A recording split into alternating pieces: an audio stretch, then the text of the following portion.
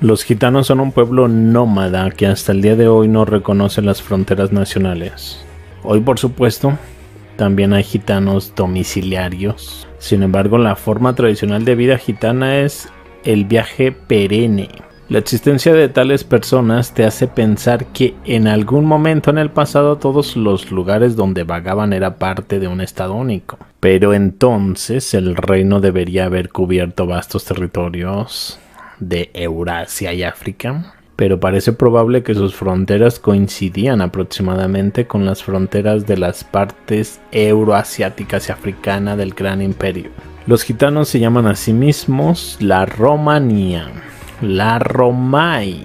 No sé por qué, pero esta palabra, la Romai, me recordó ese texto en el Mapas donde habla de una Aragón, en Siberia, fundada por el apóstol Tomás y dejada luego a un prestor Juan, que era como un título, y que estaba ligada a la Criue Romue, en sí a Roma. ¿Cuál Roma sería? ¿La de Italia? ¿O la Roma de la que habla Fomenko en Turquía, en Constantinopla? ¿O quizá Rumanía? La Romanía, la Romae, es decir, los ciudadanos del Imperio Romano. Lo más probable es que los gitanos sean la huella viviente, entre comillas, sobreviviente del imperio. Hubo un tiempo en que se requería que muchas personas mantuvieran las numerosas y largas pistas de caravanas que conectaban los territorios remotos. Los gitanos contemporáneos son los descendientes de aquellos que mantuvieron esas huellas. La naturaleza misma de este servicio sugería la reubicación constante junto con las caravanas. Toda su existencia fue definida por el viaje. Al menos hasta principios del siglo XX, la vida de los gitanos nómadas estaba estrechamente relacionada con los caballos, como los escitas, en las pistas de caravanas. Tras la división del imperio, la clase social profesional se convirtió con el tiempo en una nación separada. Soy de origen gitana española.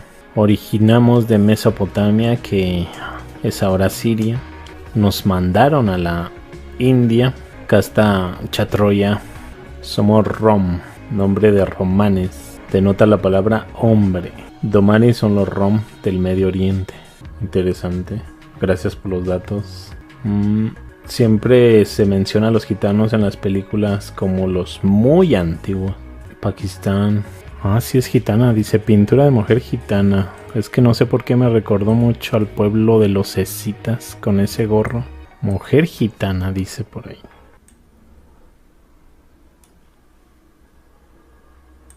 Para establecer un origen semítico a través de algunos juegos de palabras extravagantes, ya que según ellos todo debería provenir de Medio Oriente. Así que los gitanos son gente romaní, que son los romanos, que eran los greco-romanos, y por lo tanto los cuentos griegos describen a gitanos semíticos del Medio Oriente.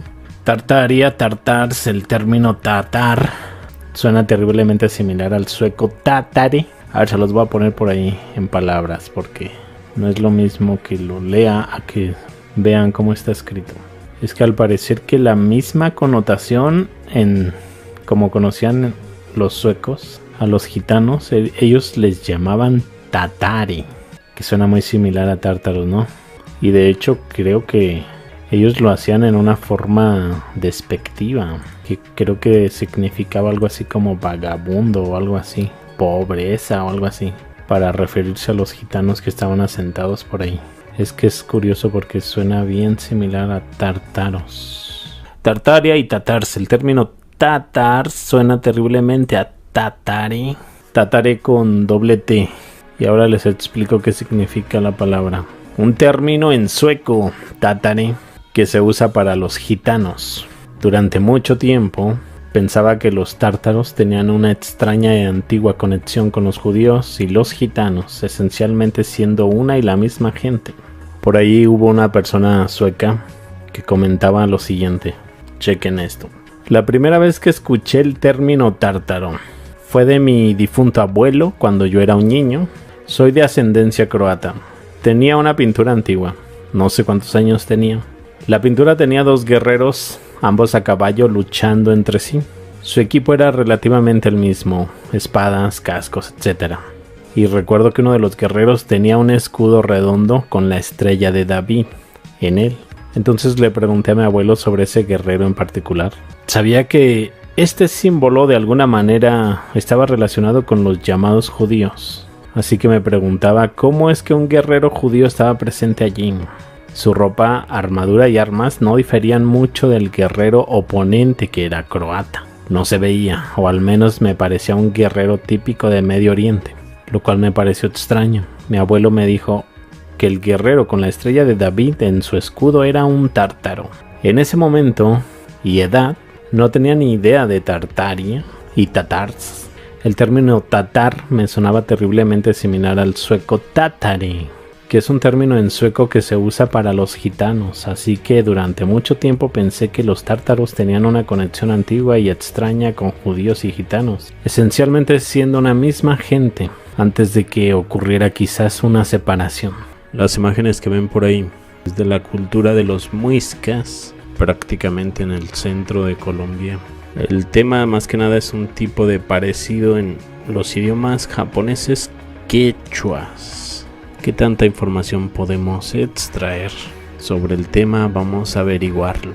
Según parece, el chibcha tiene un asombroso parecido de muchas de sus palabras con términos japoneses. En 1834, un gramático europeo, Parabey, publica en Bogotá una memoria sobre el origen japonés de la lengua muisca. Allí compara algunas palabras y encuentra ciertas similitudes, semejanzas fonéticas.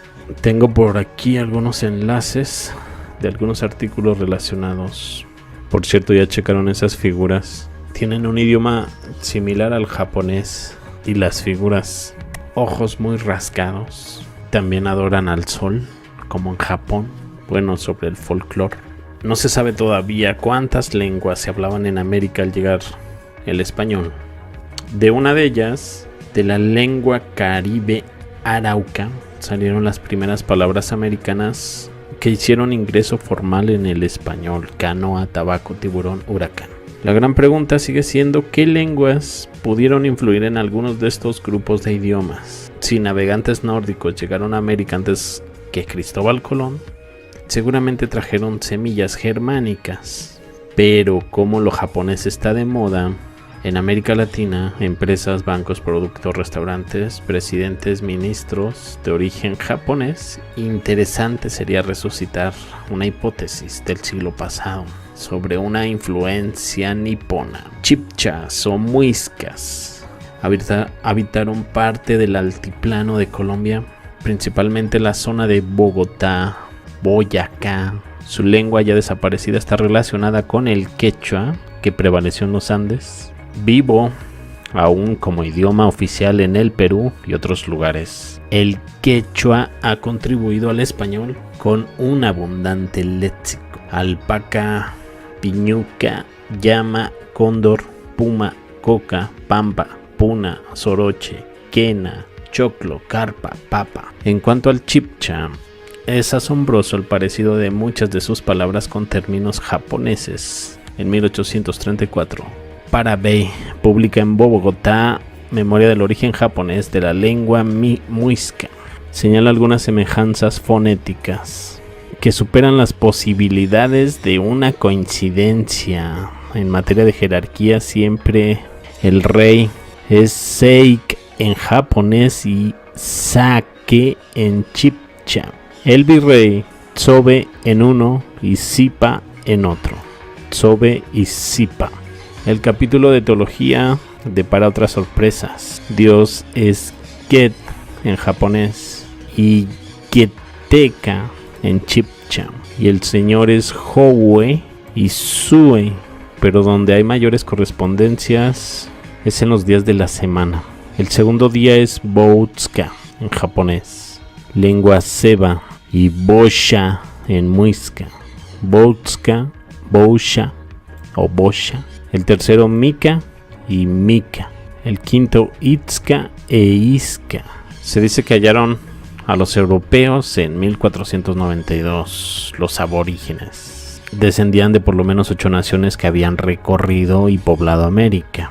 Algunas de ellas llegaron al lejano oriente o provenían de allí. No es extraño, pues un orfebre chibcha designará al viernes con la misma palabra que un campesino japonés. Sobre los rasgos fisionómicos de uno y de otro suelen ser muy parecidos. Pues yo por ahí tomé algunas.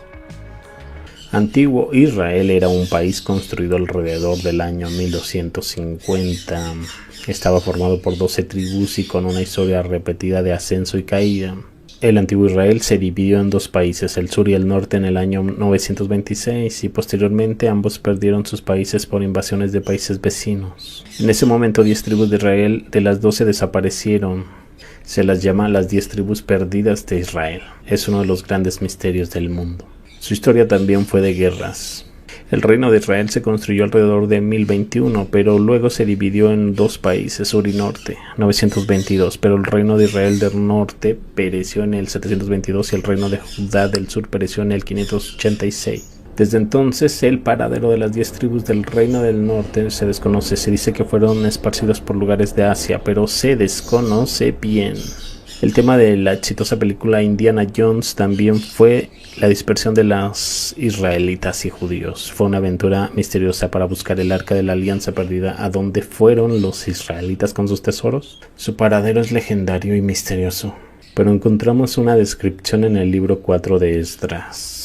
Ellos son las 10 tribus de Israel. Su viaje a través de esta región, que se llama Arzaret, fue la que más fue largo y tomó 1 año y medio. Este Arzaret podría ser las palabras hebreas Eretz Aerit, la tierra más lejana. Las 10 tribus perdidas de Israel llegaron a Japón a través de la ruta de la seda. Se dice que su población podría haber sido más de 1 millón. ¿A dónde desaparecieron? A través de nuestra investigación encontramos una pista. El artículo decía que habían traído 800 personas de las 10 tribus perdidas de regreso a Israel. Personas de la tribu de Menasé. La organización, ya no alcanza a leer este párrafo, ahí lo dejamos. Pues ¿qué les parece? Pues esta es una saga de videos. Se dice que la lengua japonesa es una lengua huérfana. Se puede dividir en algunos grupos siguiendo el sistema de la lengua. Indica la relación entre una raza y otra. La mayoría de las lenguas de Europa, las lenguas persas, hindúes y las palabras sánscritas se clasifican en la lengua indoeuropea. La lengua mongola, el turco y la lengua uigur se pueden clasificar en lengua de Altai. Son palabras que se hablan alrededor de las montañas Altai en Asia Central. El hebreo, el arameo, el árabe pertenecen a la familia de lenguas semíticas. La raza que las habla se registra como descendiente de Sem. Y la lengua japonesa, es decir, la lengua de carácter similar, no se encuentra en otra. La lengua japonesa no tiene una similar en otra. Alfred L. Kruiber, la enciclopedia libre de Wikipedia, dice: algunas palabras con el mismo significado y sonido existen en las palabras que pertenecen a otro idioma. Sin embargo, este número es aproximadamente de 5 palabras, por lo tanto es necesario encontrar muchas palabras, no por casualidad, para poder juzgar que 2 idiomas están relacionados. ¿Cuánto se necesita? 7 sistema de sílabas. El lenguaje siempre se ha desarrollado como un sistema de conmutación de información. El sistema no suele admitir una coincidencia que no pueda explicarse. Existe un método especial para buscar la relación relativa en la antigüedad de ambas razas, es decir, sílaba. Una unidad mínima de la voz se llama sílaba. Por ejemplo, una palabra de kotoba en japonés tiene 3 sílabas. Puede decir palabra. En inglés es una sílaba. Se convierte en una palabra y oraciones con significado solo después de que las sílabas se unen. Probabilidad de que una palabra de 2 sílabas con el mismo significado surja por casualidad en la misma pronunciación en inglés. Los tipos de las sílabas son 3000 porque difieren según el idioma. Hay 112 tipos de japonés ligeramente. Por ejemplo, se supone 112 que el tipo de la sílaba, la del idioma extraterrestre, es el mismo que el japonés. La probabilidad de que la palabra de 2 sílabas que consta de la misma sílaba y surge El mismo significado es aproximadamente 1 de 10 sobre 10.000. La probabilidad de 3 sílabas se convierte en 1 sobre 100.000. Por tanto, no hay probabilidad de nacer por casualidad de la palabra del mismo significado y la misma sílaba si no hay influencia cultural ni una buena relación. En otras palabras, se puede decir que existen intercambios culturales o parentescos entre ambas lenguas y razas si se dan entre dos lenguas. Y si son 500, ¿qué pasa? No sé si incluyen palabras onyomi en ellos. Si es así, la historia es diferente. Si vemos a las personas de la familia indoeuropea, podemos adivinar su estilo de vida en la antigüedad a partir de sus ruinas. El idioma antiguo japonés y el hebreo antiguo tienen el mismo sonido y el mismo significado. ¿Por qué? Mostraré algunas cuantas similitudes.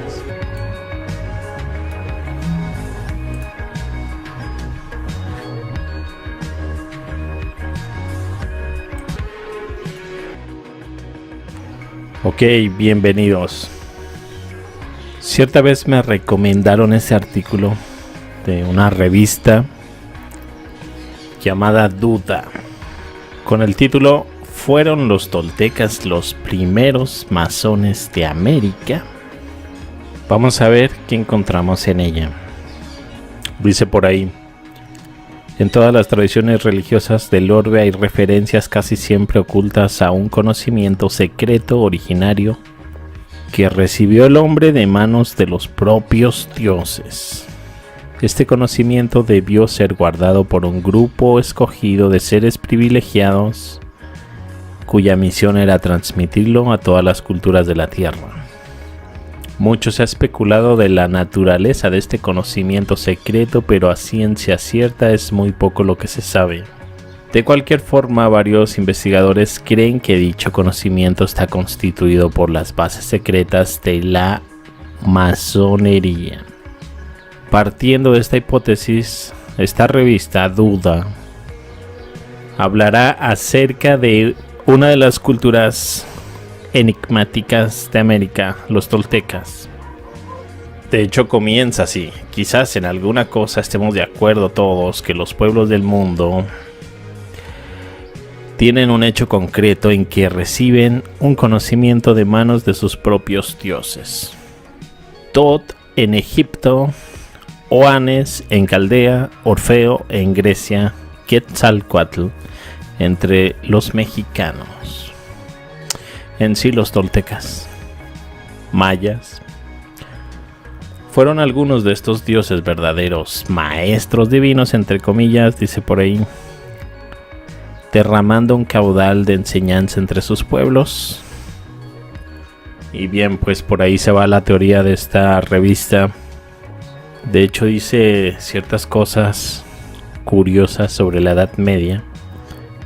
Chequen, parte de esta enseñanza divina consistió en que los hombres aprendieran a medir el tiempo y a erigir grandes construcciones. Ponen por ahí una ilustración de grandes obras arquitectónicas. Pero ¿quiénes recibieron originalmente dicha enseñanza y cómo lograron comunicarla? Independientemente del origen, lo cierto es que en la Edad Media la masonería tuvo una gran influencia, florecimiento, y es precisamente a sus miembros a quienes se atribuye la construcción de grandes catedrales europeas. Curioso que grandes construcciones que ya no se construyen tan fácilmente hoy en día, lo que me hace dudar en qué momento se supone que llegó esta masonería a México. Vamos a investigarlo. Hay un sinfín de declaraciones desde la Guerra de Independencia.